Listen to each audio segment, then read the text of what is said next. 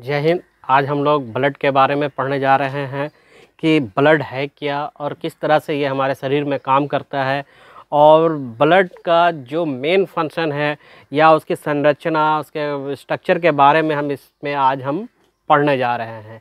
तो सारे चीज़ों को जानने के लिए इस वीडियो में अंत तक देखते रहें। सबसे पहले ब्लड जो है में का दो पोर्शन होता है। एक पोर्शन होता है लिक्विड पोर्शन, एक पोर्शन होता है आपका लिक्विड पोर्शन, दूसरा पोर्शन होता है सेल पोर्शन। ब्लड को हम लोग ये सपोज कीजिए, फॉर एग्जांपल ये मान लीजिए एक ब्लड का एक बूंद है। उसमें क्या है, ये उस ब्लड में एक पार्ट होता है लिक्विड पोर्शन, दूसरा पार्ट होता है सेल पोर्शन। जिसमें ब्लड में लिक्विड पोर्शन जो होता है वो 54.3% होता है और सेल पोर्शन जो होता है वो 45.7% होता है। यानी अगर आप ये देखें कि 54 और 45 को ऐड कर दें तो 100% ये सेल पोर्शन और लिक्विड पोर्शन में ऐड हो जाता है।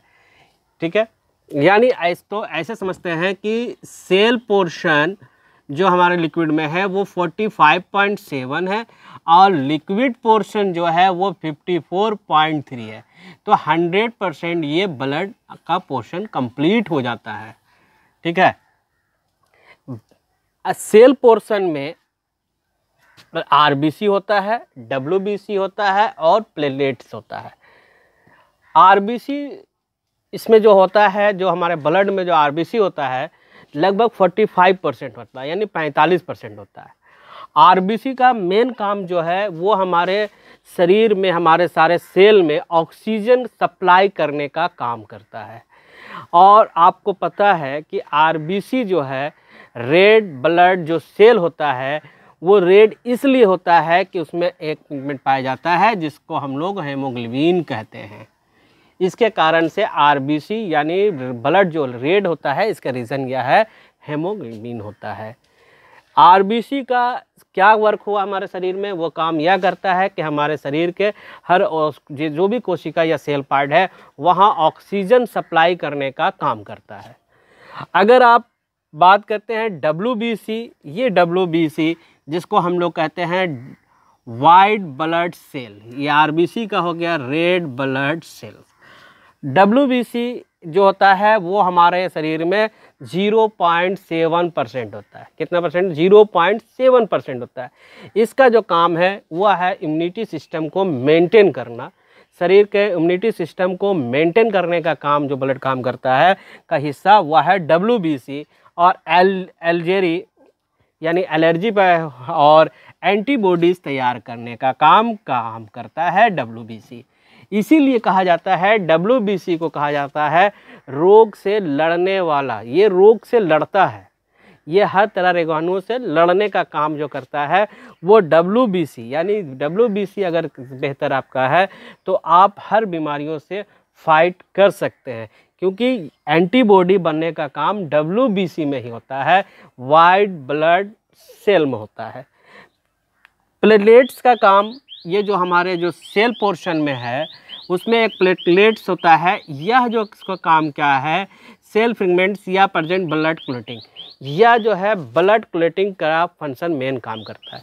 जैसे हम लोग जिसको हिंदी में कहते हैं, ब्लड क्लॉटिंग का हिंदी में कहते हैं धक्का जमना या रक्त का जमना। जैसे हम लोगों का हाथ वगैरह जो छिला जाता है, छिला जाने के बाद कुछ समय के बाद जब वो सूखने लगता है तो वो एक पपड़ी जैसा या सूखा जैसा सेल, जो डेड सेल होता है, वो तैयार होता है और कुछ दिन के बाद वो समाप्त हो जाता है, न्यूज़ होता है। ये क्लॉटिंग जो होता है, ब्लड क्लॉटिंग जो काम करता है वो प्लेटलेट्स का काम है। यहाँ लिक्विड फॉर्म में यही जो आजकल जो हम लोग ये कोरोना काल में प्लाज्मा डोनेट के बारे में बहुत सुने हैं, तो यही विषय में यहाँ देख लीजिए कि इसी को प्लाज्मा कहते हैं। जो सेल ब्लड का जो लिक्विड पार्ट होता है उसको हम लोग क्या कहते हैं, प्लाज्मा कहते हैं। प्लाज्मा जो हमारे शरीर में होता है वो 54.3% होता है। प्लाज्मा का सबसे बड़ा काम यह है कि यह जो है आपको एंटीबॉडीज़ तैयार करता है, जिसमें एंजाइम्स और प्रोटीन्स, एंजाइम और प्रोटीन से बना होता है, वो एंटीबॉडीज़ ये तैयार करता है। दूसरी बात यह है कि लिक्विड पोर्शन में जो प्लाज्मा का सबसे बड़ा बात यह है कि इसमें चूंकि ये सिर्फ लिक्विड ही होता है तो 92% जो है प्लाज्मा में सिर्फ वाटर इन्वॉल्व होता है, वाटर ही होता है। दूसरी बात है कि प्लाज्मा का जो काम है वो सप्लाई जो करता है प्रोटीन्स को, एंटीबॉडीज एंड सप्लाई करता है प्रोटीन को। प्लाज्मा का सबसे बड़ा यही काम है कि इसमें हम लोगों को क्या करता है, एंटीबॉडीज़ को में जैसे एंजाइम या प्रोटीन्स को बनाने में, ये उसको मेंटेन करने में काम करता है। और चूंकि आप अभी पढ़े आरबीसी से ऑक्सीजन सप्लाई करने का काम करता है।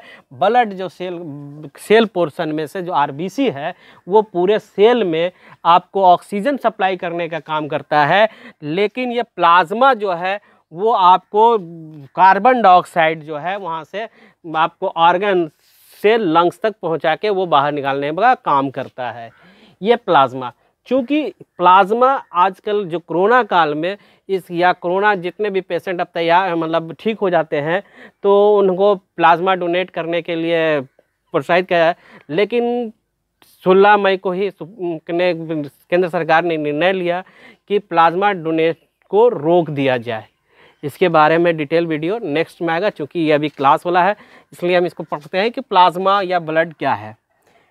देखिए, हम लोगों का शरीर में बीमारी जो होता है वो 4 तरह से हो सकता है, 4 ही रीज़न से हो सकता है। एक बैक्टीरिया, दूसरा है वायरस, तीसरा है पेस्टिसाइड और चौथा जो है वो है फंगस, जो कि अभी एक फंगस ब्लैक फंगस के नाम से बहुत ज़्यादा अभी फैला हुआ भी है। इसके लिए इसका जो ब्लैक फंगस के बारे में जो वीडियो है ये मेरा पूरा डिटेल बना हुआ है, इसके डिस्क्रिप्शन लिंक पे दिया हुआ है, वहाँ से आप ब्लैक फंगस के बारे में अच्छी तरह से आप जान सकते हैं। देखिए, अभी हम लोगों को यह जो है पैथोजन कहते हैं। पैथोजन जो होता है वो पूरा पैथोजन जब बॉडी का वो हमारा नुकसान नहीं है, लेकिन पैथोजन जो है का कुछ पोर्शन जो है वो हमारे बॉडी के लिए नुकसान है। पैथोजन में जैसे मान लीजिए कि सांप जो है, सांप का डंक में जहर होता है, सांप का डंक हमारे लिए नुकसान है, सांप का पूरा शरीर हमारे लिए नुकसान नहीं है। उसी तरह से पैथोजन पूरी तरह से नुकसान नहीं है। ये जो पोर्स जो निकला हुआ पार्ट जो आता है, ये पोर्स जो है यही हमारा एंटीजन है, और यह एंटीजन वो हमारे शरीर के लिए नुकसान और घातक है, जो किसी तरह से हमारे बॉडी में एंट्री कर जाता है। क्योंकि आपको पता है कि जो कुछ वो ऐसे भी डिजीज़ होते हैं, कुछ जैसे बैक्टीरिया वायरस जो होता है वो हमारे ब्लड में इन्वॉल्वेशन होता है, लेकिन पेस्टिसाइड से जो रोग होता है जैसे जूं का जो क्या है कि शरीर के बाहर से ही हमारे ब्लड को चूस लेता है, लेकिन वायरस या फंगस वगैरह क्या है वो हमारे ब्लड को ही या मेरा शरीर के अंदर जाके घातक बनाता है। तो ये एंटीजन में जो है, यह जो एंटीजन जो है ये हमारे लिए नुकसान है, जो कि इस कोरोना का भी स्ट्रक्चर जो आप देखते होंगे निकला हुआ पोर्स जो होता है वही हमारे लिए नुकसान है। कोरोना से संबंधित भी वीडियो बना हुआ है, इसके डिस्क्रिप्शन लिंक में आप बेहतर से देख सकते हैं कि कोरोना कैसे हो, तो किस कारण से और कैसे हो रहा है।